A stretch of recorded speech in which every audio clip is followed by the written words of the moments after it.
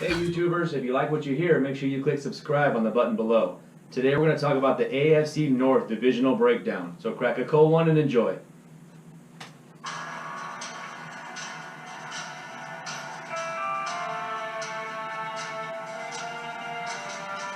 Cheers, bro.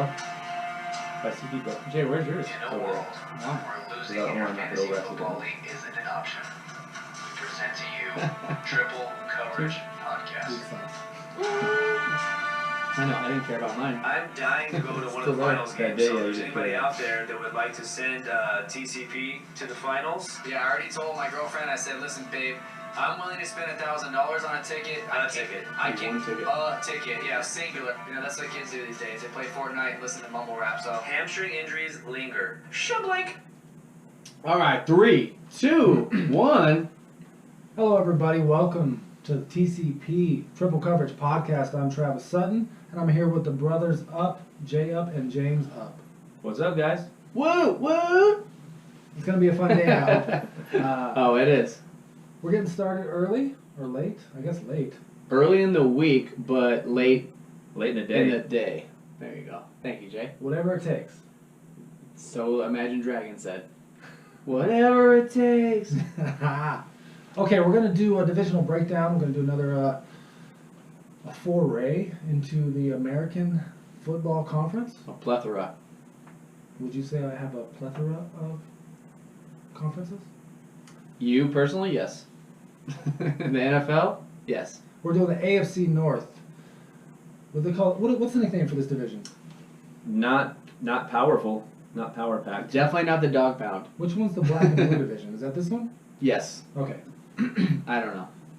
I thought so. But, they always yeah. beat up at each other. Yeah, They're yeah. really tough. Yeah. We're going to start alphabetical order. We're going to roll through. We're going to start with the Baltimore Ravens. A lot of history. A lot of history. You know how many coaches they've had? In their entire franchise? I'll let Jay answer. I already know the answer, actually. You do. All right, let's do it. Let's do it. 3, 2, 1, Jay. 3, Alright. 2, 1, 3. How'd you know that? You studied? I studied up. Oh, nice. 3 coaches. He had a tutor. Yeah. Jim Harbaugh? I was looking John at Harbaugh? John. John Harbaugh. Mm-hmm. 2008 or 3. 2003. 2003, he was the third head coach in the franchise history when he was hired. And he's been there going into his 10th season now? There's no way it's 2003. So it has to be 2008 then. Yes. Okay. Let's get it straight, boys. Man, is it 2018 already? Yes, that's the thing. That's the thing, guys. You would think that 10 years ago was like 1998, but it's not. It's 2008. I feel like I just cut my mullet off the other day. I know. I wish you would grow it back out. Yeah, It looks I like you graduated actually, you know what? You do got a little bit going there, Let's bro. go, Let it go. Let it go, baby Boy. boy. Bring it back. Okay, yeah, so 2008, it's 10th year of the season, or in his career, it's his 10th season. Not much change really going on there as far as head coaches. Mm-hmm. So But- let's jump into the head coaches real quick, and we'll hit some of the roster guys. For sure. Offensive coordinator is Marty Morningwig. He's been there since 2016. Defensive coordinator is the new piece to the puzzle. Just the main coaches aren't hitting all the coordinators or anything like that. Don Martindale. Mm-hmm. So he replaces Dean Pease, who was there from 2012 to Up last until year, last so season, 6 right? seasons, and he went to the Titans. So he's going to be the new defensive coordinator over there. So that's the only kind of change. There's a mediocre defense to another mediocre defense, kind of. Like they're both average. Yeah, he used to Baltimore's defense used to be awesome. He won a Super Bowl with the Patriots as the defensive coordinator. Really? He did, so I guess that's pretty average. Okay, you know, I'll give him his props then. All right, then. I got to pronounce his name correctly now. All right, so 2017, 9-7. They had a winning season. They finished second in the division. They lost to Cincinnati. Mm-hmm. Yeah, that's what sent the Bills into the playoffs. Mm-hmm. Mm-hmm. So that was a heartbreaker. That was crazy. The Bills fans rejoiced. Bills Mafia was going. I always like to see in any sport like just new teams that just aren't used to getting in, and so I like it. Regardless of who it is, like I just baseball, basketball, football, like you always want to see that next team get in and stride. But you're tired of seeing the same 2 or 3 teams. So I was happy the Bills got in. I mean, I didn't think they were going to go anywhere, and they didn't. But at least it was exciting for the rest of us. I don't think they tried to go anywhere. That was what was really weird. They tried to win, Yeah, and then they decided that was halfway weird. through the season they weren't going to win, and they tried to win again. But back to the Ravens. Yeah, sorry. Yes, so just a little nugget before we hit the we'll jump into the quarterback situation. There's only been one losing season under Harbaugh, so he's been a pretty solid coach there. Mhm. They had a pretty good team. It seemed to be like Pittsburgh and them competing for the division most of the time. Yep. They've never under Harbaugh come last in the division. Yeah. I think we know who holds that title. Huge shocker there. Yeah. I don't think there's any team really that's finished last except for Cleveland. We have to look that up, but Yeah, in the last 10 years, has Cleveland finished? there is. I think Third to Cincinnati might have done it. Okay. But yeah, Maybe, out of the cellar, Cleveland doesn't really get out of the cellar very often. for sure. All right, so let's head into the positions. Quarterback first. We got Flacco, Mm-hmm. Lamar Jackson, and RG3. Those are the guys of note. Yeah, all three of them. I noticed one thing about them. They're all 3 first-round picks.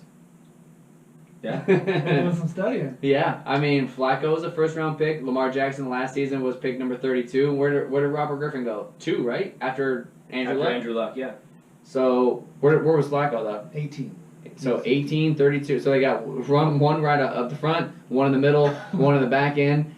3 first-round quarterbacks. And is any of those guys really though like the franchise quarterback you could see Baltimore kind of rolling with?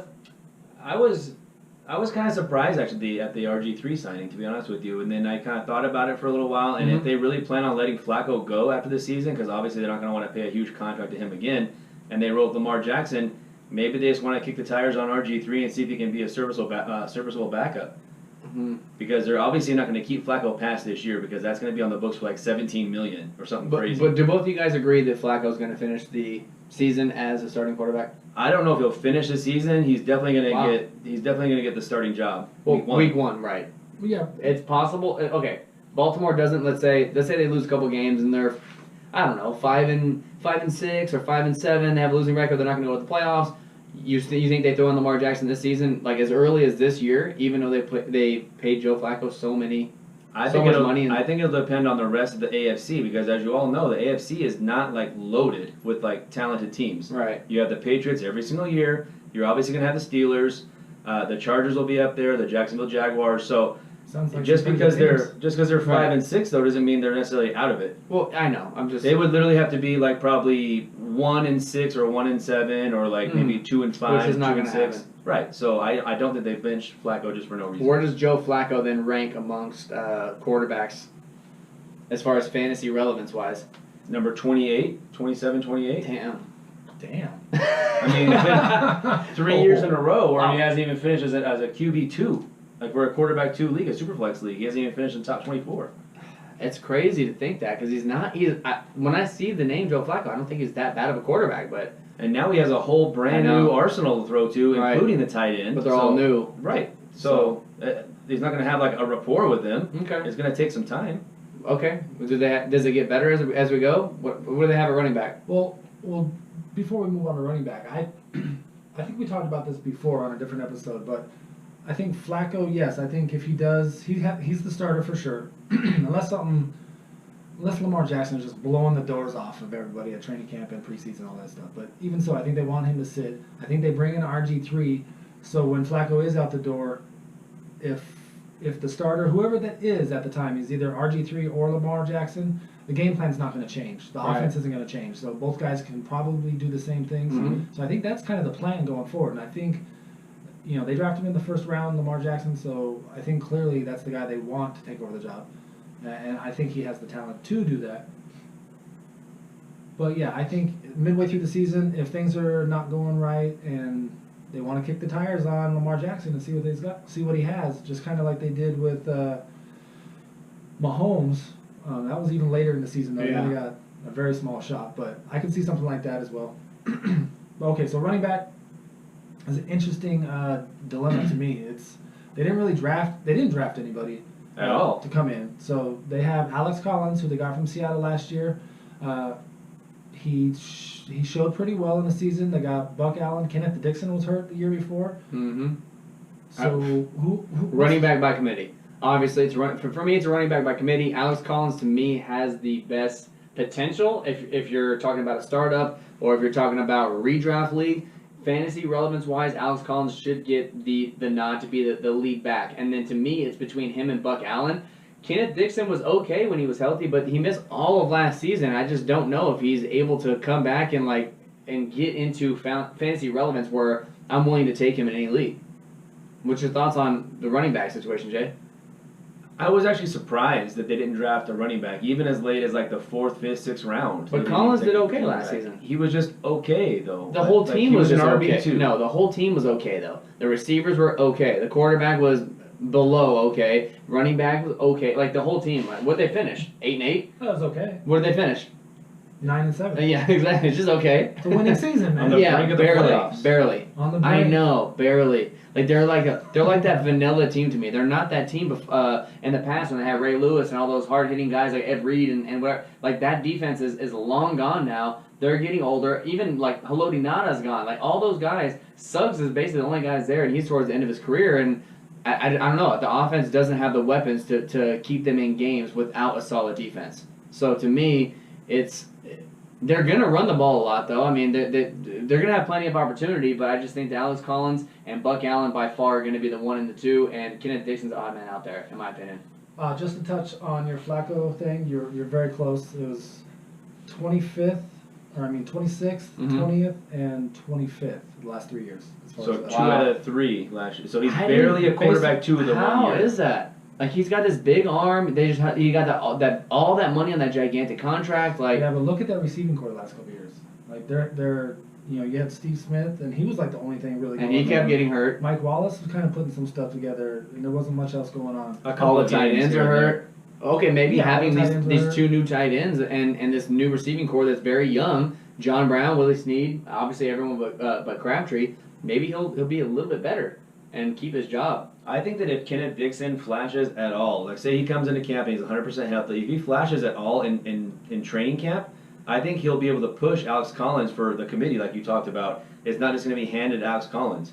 I think Collins wasn't he like a late round pick by Seattle? I think Collins is going to be the starter. I think it's going to be Buck Allen and Kenneth Dixon fighting for the 1A. Fighting for the third down duties. Correct. And that kind of stuff. That's what I think too. That's kind of what I see as well. But yeah, it's full blown committee because I don't think Alex Collins. There's nothing tying them. He ain't carrying the whole load for sure. Yeah. What about wide receivers? Like they just got a whole Here's brand new. same. I'm in the same situation here with wide receivers as I am as running back. I think this entire roster, even the quarterback that we just talked about, and the tight end, this entire offense to me is up in the air. It's all training camp, OTAs, and preseason is going to kind of shake these down because right now the number 1 for sure is Michael Crabtree in my opinion. After that, it's like a who's who of receivers. You have John Brown, you have Willie Snead, you have Rashad Perriman has been there for a few years. They just drafted Jordan Lasley and Jaleel Scott. So you have a couple of very young rookies, and then like John Brown and Willie Snead are both young guys too. So you have a young receiving core outside of Michael Crabtree. Who's going to be the number 2, 3, and 4 there? I mean, John Brown's going to be 28 when the season starts, so he's kind of getting up there as well. And I think Crabtree's going to be 31 during the season. Right, Yeah, that's what I'm saying. But 2. Willie Snead's like 24, I think, and Perriman's also young. Lasley's a rookie, and so is Scott is a rookie. So Willie Snead needed a change of scenery. Like I think that he was just He had to get out of the doghouse, right? Yeah. Exactly. That's what he had to do. So who's going to run the slot? Willie Snead? I'm sorry, John Brown? John Brown's not really a slot guy though. John Brown's the outside. Is Willie Snead really a slot guy? I mean, he They can play can put him in slot. I think more so than John Brown. Who gets more targets, Willie Snead or John Brown? If John Brown can stay healthy, John Brown. Assuming they all play 16 games, which is a huge if. John Brown? Really? You think so too? Yeah. See, I don't know. Like I don't think so. honestly, I have no clue. And Is there anybody you're drafting? I think the 3 guys that have spots are Snead, Brown, and Crabtree. Right. So, but who's the 1, 2, and 3? That's the problem. If you're in a redraft league, Crabtree for sure is getting drafted. Is John Brown or Willie Snead getting drafted? I mean, they might both get drafted. Probably. But who's going first? Is the question. Like that to me is literally a coin flip. It is very much a coin flip. It's almost like if I'm drafting one of these guys, I'm not taking anybody high, obviously, and it's like whoever the 3rd guy is, give me that guy. You know, I'm letting somebody else take him. Like I would go for Crabtree if that's me, but everybody else I would just let somebody else take. There's going to be other value. I'm with the theory though that like this is one of those scenarios where if you get one of these guys in the 13th, 14th, 15th round, and ends up working out to where he's getting 70 to like 90 targets, he's not going to win you the league, but that's going to be like your number 5 or 6 ish receiver getting in the 15th round that could potentially be your flex starting guy the entire season, or you can use him for trade. But Willie Snead, John Brown, whichever one of those two stays healthy and he has a better production, I think could possibly win somebody a few weeks, because, you know what I mean, like, you're going to get him so late. There's no, like, worst case scenario, you wait 5 weeks on him, he doesn't do anything, you drop him. I mean, you're wasting a 14th round, 13th round pick for him. It's not going to cost you anything much. And Willie Snead's going to be 24 years old, I think. Like, 24-year-old wide receiver who has experience in the NFL. I would take my chances more on Willie Snead, because John Brown's injury history is a little shaky, and Willie Snead's got the off-field issues that's very shaky. So, well, yeah, it's they're taking a chance on either one for sure, but it's not that much of a chance when you start talking 13th, 14th, 15th round. In a redraft, I would target one of those guys late for some depth. I wouldn't really expect a whole lot from him, but it just depends. By that time, if you're doing redraft, you're probably getting a good idea of how training camp and preseason is going to start to shake out. I think Willie Snead has the capability. I know to do well. He had a few good seasons. Yeah, but that's with Drew Brees also. It's like you have a guy who's in a pass-happy offense with a really good quarterback, and now you're in a offense now with Baltimore that likes to pass a lot, but they tend to do tight ends and running backs, and almost wide receivers are like an afterthought. I like the Kansas City better, but they're Chiefs. rookies, so it's like you don't really want to go for both rookies this year, because you need a little to produce. Okay, I like them better than real quick, because we're running really long on the Baltimore. Ravens. Yeah, just getting warmed up. Well, okay. My question was going to be, of the rookies, since you just talked about rookies, or of the younger guys, who would you rather own in a dynasty league? Would you rather own Jordan Lasley, or would you rather own Jaleel Scott? Obviously, Jaleel Scott went a lot higher than Lasley, but if you look at what's going on with the two of them, I don't know why, but I like Jordan Lasley a little bit more. What was the difference? 2 rounds? Two full rounds, I believe, yeah. 2 full rounds. Like, it was 60 picks-ish. That's okay. I like Lasley better than Jaleel Scott as well. Man. I kind of... Like, lately, the more I'm kind of looking into stuff, I'm kind of starting to lean Jaleel Scott. Okay. Because there's nobody else on that roster that's 6'6" besides Joe Flacco. Right, it's because of his size, essentially. And he was okay in college his last year. That's the thing with Lasley, too. His last year was almost like a one-hit wonder as well in college, and it's a little sketchy to just bank on that. Like, I kind of like his talent, but... They have a lot of those guys. Correct. They're all about that size. They're all about that mold. The only guy that's different is kind of Jaleel Scott. I'm going Jay's route, and I wouldn't take either one, just because I don't know. I just don't see them. I don't know where they fit in, how they fit in, and when they fit in. So I'm going to probably dodge them if I can. Agreed, it's not optimal, but you do find yourself in drafts. Do any of us own any one of those? You might be forced to kind of pick and choose. Oh, for sure. Yeah, if it comes to that, then we just did a startup draft, and I don't own any Ravens receivers. Neither do I. I do. Crabtree? No, I have Lasley. I took Lasley. Oh, okay, there you go. What about tight end? You're pumping up Jaleel Scott, but you took Lasley? Jaleel Scott probably went higher. Squat. He ain't going to do squat. You're not going to get squat for him if you try to trade him, is what's going to happen. Okay, can we move on to tight end? Yeah, let's move on to tight end. 20 minutes on the Ravens Is here. anyone else... Just the Ravens on an episode. Is anyone else surprised that Hayden Hurst is listed as the number 1 guy in the depth chart and Mark Andrews number 4? I think that's where you look, because I looked earlier and Nick Boyle was number 1. Max Williams was number 2. Yeah. And Hayden Hurst was 3. Right. It definitely depends on where you look. I went to the actual Ravens website and you go to depth chart and doesn't list anything, right? It's blank. Everything's blank. So nobody knows. Everybody's guessing. Blank space. Taylor Swift did it. Yeah. I think that by the time the season starts, I think if they want to start Nick Boyle, that's fine. But by week 4, it's going to be Hayden Hurst and Mark Andrews, and Nick Boyle and Max Williams have had their opportunity. They didn't really do much with it. So of the two, Hayden Hurst and Mark Andrews, we talked a lot about him. I like Mark Andrews. I prefer him more. But if they have him listed as number 4 tight end, he's got an uphill battle. And sometimes, like we said, it takes a year or two, sometimes even the third year or so, for tight ends to start popping and getting the groove. And if you're changing quarterbacks in that 2 or 3 seasons, it's going to be tough. If, let's say, Flacco gets pulled, now you're having to work with Lamar Jackson. And if they wait 3 years to get Hayden Hurst involved, he's going to be ready to retire pretty soon. Right, because he's going to be 37 years old. But I like Mark Andrews' catching ability more than I like Hayden Hurst. That's just my opinion. But it's just going to be tough if you're changing quarterbacks in between that. So good luck, Baltimore. They got 8 tight ends. Hopefully one can stay healthy. Somebody will stay healthy. I still see them finishing probably second in the division, though. I agree. So who's second in alphabetical order? What are we sitting at with time-wise? 20 minutes.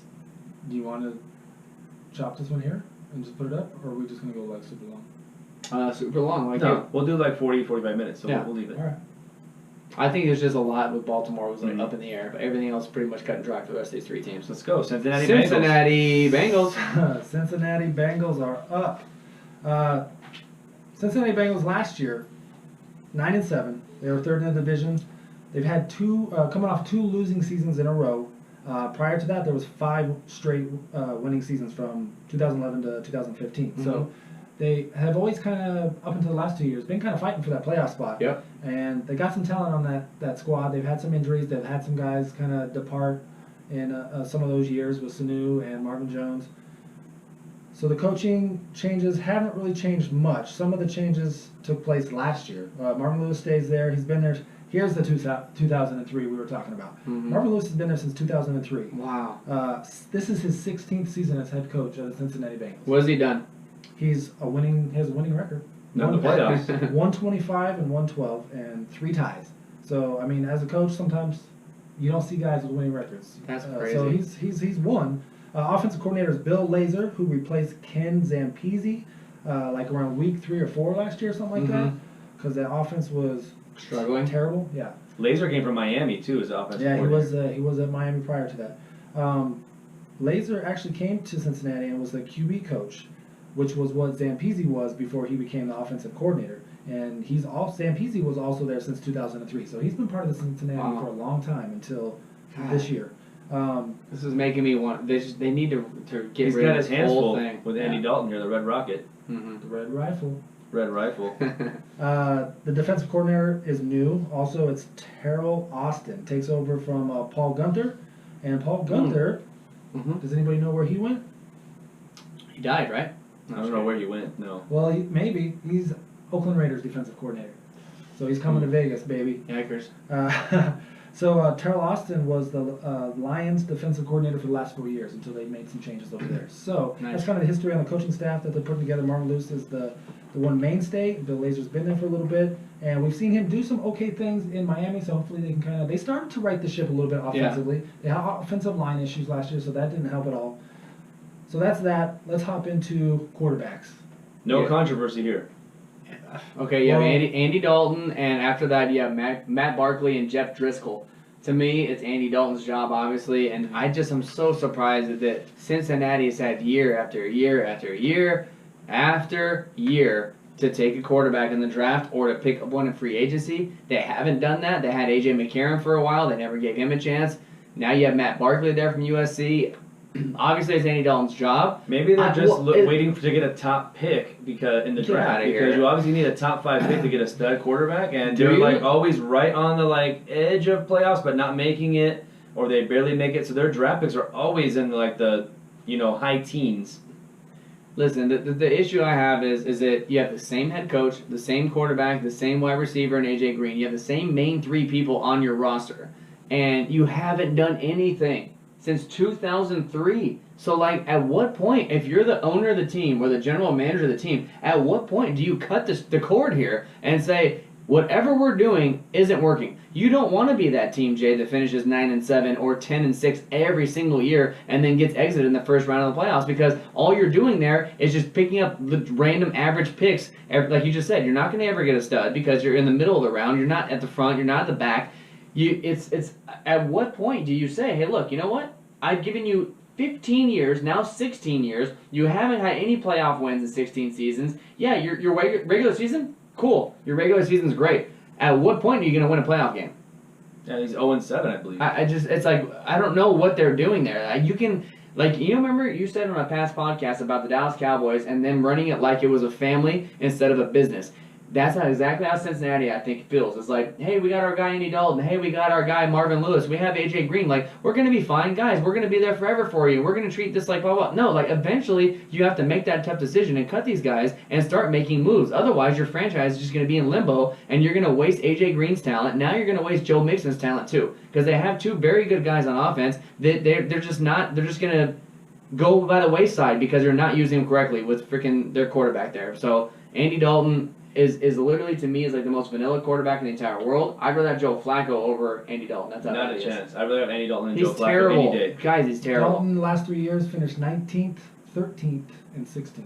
I would, yeah, exactly. I would take Andy Dalton Markedly better than Flacco any day of the last week. years. During the regular season, if we're talking fantasy, yes. We're talking fantasy. If we're talking NFL quarterback who I'd rather have on my team, no way I'm taking Andy Dalton over the other 31 quarterbacks. Well, maybe Cincinnati will sign Flacco when they cut him next year.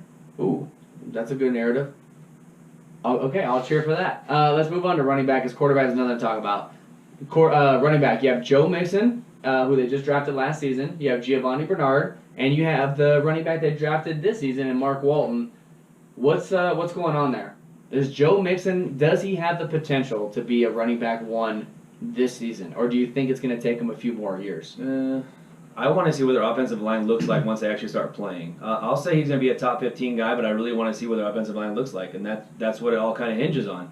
Giovanni Bernard, to me, is a great third down back. He's a really good pass catcher, and he's a guy that can fill in if Joe Mixon goes down, gets hurt, whatever. I think Bernard could sustain, 20 touches a game. Wow. We've seen it before. Sustain it? I think he could. Like for a season? Not for a like whole for a season. few I'm saying weeks? if Joe Mixon goes down. Well, who was on the longest drive, though? I think that was Jeremy Hill. He's gone now. Yeah, Jeremy, what are they going to do without Jeremy Hill, guys? They're going to have a lot of short drives. It's a lot of 3 and I'll outs. just tell you what, Joe Mixon's going to be a top 10 running back this year. I think he has the talent to do it. It's a matter of, like Jay said, it's the blocking, it's the schemes, it's the plays they run for him. If they can get him some catches in there as well, and some goal line touches and some touchdowns, yeah, I could see him being a top 10. I could, but he would need a lot to go right for him. He will be. Okay. Well, what do you think about the Giovanni Bernard and Mark Walton situation then? Giovanni Bernard's on his last year of his contract. Most likely, I don't see them actually retaining his contract and extending it further than this next season. So does Mark Walton basically walk right in and fill the Giovanni Bernard role after this next season if they do let him go? Because that's pretty much all he does. Mark Walton, all he does is catch the ball. I think he could. I mean, he's a little bit smaller than Joe Mixon, but I think Mark Walton could be a good passing down back. I don't think he's a guy that can take over if Mixon misses games and be like an every down guy for very long. Because Giovanni Bernard's a little bit bigger than Mark Walton. Well, we've seen Bernard do it too. Right. Multiple games. Yeah. But I think Walton could step into Bernard's spot and just wouldn't be able to take over. I mean, I would like Mixon even more if Bernard was gone next year. Oh, 100%, yeah. Because Bernard is going to get 50 catches every single season. That's what it seems like anyway. All right. And Mixon's going to get the goal line there. I would Just a hope little so. note on Walton. I was reading something earlier. That Walton. The Baltimore Ravens wanted to get him, but Cincinnati kind of took him before they had their chance. Oh, so they did want to draft a running back. Sounds like it. And they yes. say, we can't get Mark Walton, we're not going to draft a running back at all. Forget it, we're out of here. He's where they drew the line. I know there's 37 guys that are available. If we don't get Walton, we're done. All right, wide receiver. They're focused on tight ends, bro. Let the name cachet take you away here. Let's talk about A.J. Green for a minute, because like you talked about on a previous episode. Why do I sound like I'm echoing? Does it sound like I'm echoing on your guys' headphones? Or no? No. Okay. Go ahead. Let's talk about A.J. Green for a minute. He doesn't want to talk about AJ Green. I think that's what he's saying. No, Yeah, he go wants to ahead. talk about A.J. Green because you talked about having the name cachet. Right. And you talked about how, especially in redraft leagues, he gets drafted in the top 5 of wide receivers. Right. What? Way too high. When was the last time he finished as a top 5 wide receiver? What? If I had to guess, I'd say for sure more than 2 or 3 seasons Ago? ago. Ago. It's AJ Green is the name. Like, when he had a few great seasons, but like, he's not a consistent guy that's in the top 5. He's just not that. And for where he's going, the chances are I probably won't be owning him in any redraft leagues and any dynasty. He went in the second round of our dynasty league startup. So to me, like, that's just too high. Like, I would take him in the 4th or the 5th maybe. No chance I'm taking him in the second round. But I mean, he has every opportunity in the world. If he stays healthy, it's Andy Dalton's favorite target. He's the only other guy there that is going to do anything. You have Brandon LaFell. You have Tyler Boyd. You have John Ross, who didn't really play last season. He had 1 catch and then he dropped, or 1 play and he dropped it or fumbled or I whatever think it was a reverse. I don't even know if it was a catch. Well, I he think it was a fumbled. reverse. He fumbled. So if he fumbles the first time he touches the ball this season, does Lewis bench him for the next? No, because he benched him before he got hurt. Because Marvin Lewis doesn't know what he's doing. So He has talent there, but it's like Brandon LaFell's your number 2. Like, yeah, you're going to double team AJ Green all day long, which should open it up for LaFell, but LaFell is not very consistent. That's the problem with AJ Green, is that he's not. Okay, like Julio Jones, for example. He has Sanu. Even though he's not great, you can't really double team Julio Jones because they had Gabriel, they had Sanu. Same thing with Antonio Brown. You had Juju Smith. Before that, you had Martavis Bryant. Like, there's other guys there that are like fantasy relevant players that are going to get targets. Outside of AJ Green, you have Brandon LaFell, Tyler Boyd, and John Ross. Like, if I'm the defense, yeah, for sure, I'm going to double team AJ Green, and I'm going to try to stop Joe Mixon. And it's over. And Cincinnati's defense used to be really good. Now they're just like run-of-the-mill defense. They're not anything special. They're probably top 14. In a PPR, he finished in the top 10 3 out of the last 5 years. Right. So top 10, that's fine, but not top 5. Not top 3. One of those was 3rd. One was 8. When? One was 10. When was the 3rd? 2015? That's the year you should have drafted him in the top 5. No, what does it say or not? Well, how early do you draft a guy that you know is going to be a top 10 wide receiver for You don't know he's going to be top 10.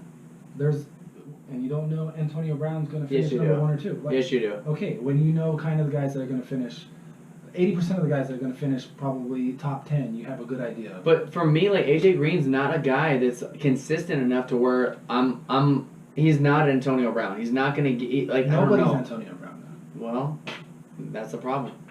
Yeah, Don't get let's mad. take Not him for enough it. Antonio Don't get mad, Browns bro. out there. I agree. Let's move on to tight ends really fast because we don't spend a whole lot of time on these tight ends. There's 2 guys Is there basically. nobody else on the wide receiver core you guys want to talk about? No. Well, he did talk about LaFell, AJ Green, LaFell, and we talked about Ross for a minute too. Okay. To me, they're trying to. It seems like they're trying to lock down every single Tyler. You have Tyler Boyd. You have Tyler Eifert. You have Tyler Croft. Yeah, every we didn't Tyler. talk about. Yeah, we talked about Tyler Boyd. Oh, you did? Yeah. You were researching. Oh. You didn't miss much. But Tyler Eifert, Tyler Croft. To me, personally, I'd rather have Tyler Croft 7 rounds later than where Tyler Eifert's going because of the injury history, and I hate guys that get injured. I'm not taking any chance on Tyler Eifert for where he's going. Like you saw in our startup, he was supposed to go, I believe, like in the 12th or 13th round, whatever it was.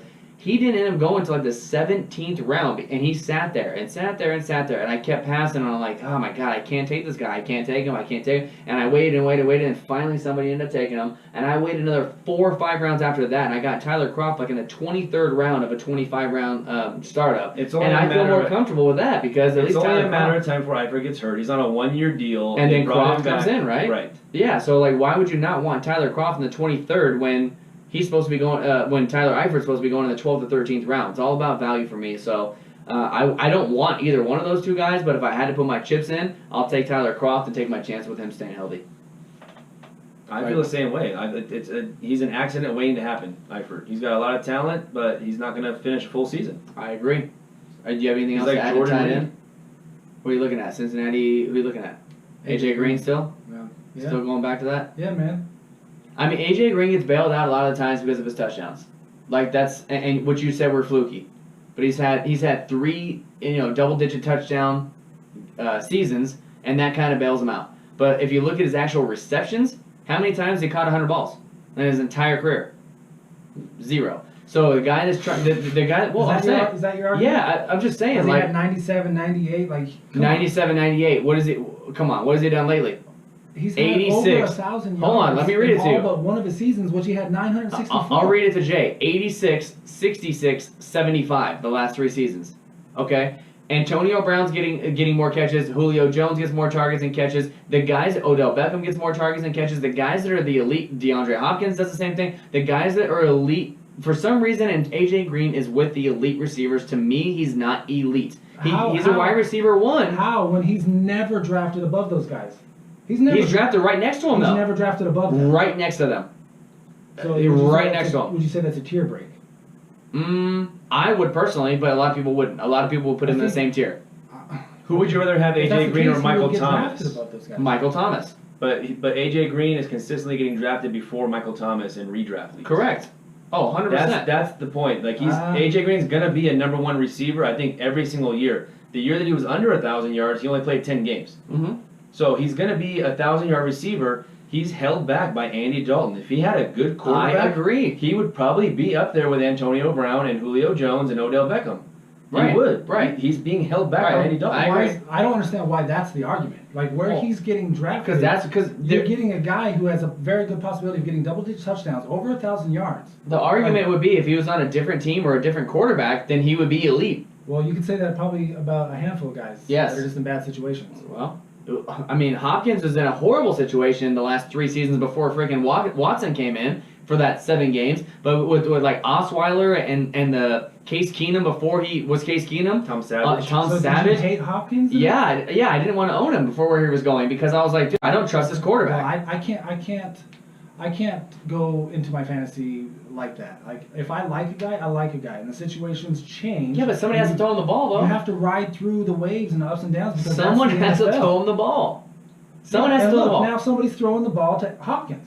Right, because they got a quarterback. What has Cincinnati done So to get if a quarterback, you owned Travis? Hopkins and you just bailed on him because nobody was throwing him the ball that year, that's what I'm talking about. You're like you hating guys because nobody can throw him the ball, but that's Right. But not going to always. can I tell you the do that. difference for me is It's that like you hated Cooper and now all of a sudden you for kind me, of like Cooper. for me, no, I don't. I just like him where I got him. For Yeah, me, the okay. the difference is the age. Hopkins is 4, 23, whatever he is, 24. Yeah. Where okay, how old is AJ Green? 30, 29 or 30. So at this 29. point, like okay, so if you're 29, now you've been in the league for 1, 2, 3, 4, 5, 6, 7. This is your 8th season. You've had the same quarterback for 8 seasons. You haven't drafted a quarterback to make me think that there's any reason why you're changing the quarterback. So that to me means that he's riding off in the sunset with Andy Dalton. It's not getting better. At least Houston went out and got a quarterback, and Hopkins only there for a few seasons. It wasn't like it's been 7 or 8 or 9 or 10 seasons you're waiting on this guy. They didn't have a quarterback. You're right, for sure. But it was only a couple seasons, and they were trying. They were bringing in Osweiler. They brought in Savage. They brought in guys. They were rotating quarterbacks left and right. What has Cincinnati done the last 10 seasons with their quarterback situations? Has anyone else taken a snap besides Andy Dalton and like 4 games of A.J. McCarron? No. He's done enough to keep the job. Just because you got a guy that's doing whatever, you don't just run out and look for the next Tom Brady. I would. Yeah, and you probably have a losing franchise because more often than not, You don't think miss. Cincinnati's a losing More franchise? often than not, you miss. Look at Cleveland. What They're if running out for quarterbacks all the time. When They're- have they ever got one? To me, they're in the same situation. If you can't win a game in the playoffs, it doesn't matter if you go 0-16 or if you go 9-7 every year. At least Cleveland is getting opportunities to land somebody. Cincinnati's has middle of the road draft picks every single year, and they're not getting better. They're getting worse. Their defense is getting worse. Their offense is just okay. Like they're not going anywhere, in my opinion. At least Cleveland is building towards something. They just got Mayfield. They just got guys and pieces around. At least they're going somewhere. Am I wrong? They haven't had a winning season in like over 10 years. A I winning would venture season to is say not the though end all be all. that Cleveland can finish ahead of Cincinnati. I know. I truly believe that too. I think it's going to be very And close. you thought they could win the division last year. Right. I And think they they're won- 1 year out. They won 0 games. Let's talk about Did you the see that coming? Let's talk about the team Okay, that so you we talked about winning the do division. you want to cut it now? We can do 2 and 2 because we're at 37. That you wanted to do 4 episodes. Mhm. Because you want to cut it now? I guess so, yeah. Okay, let's cut it now. Let's crack a cold one. Can you stop that? Yeah. All right, stop it.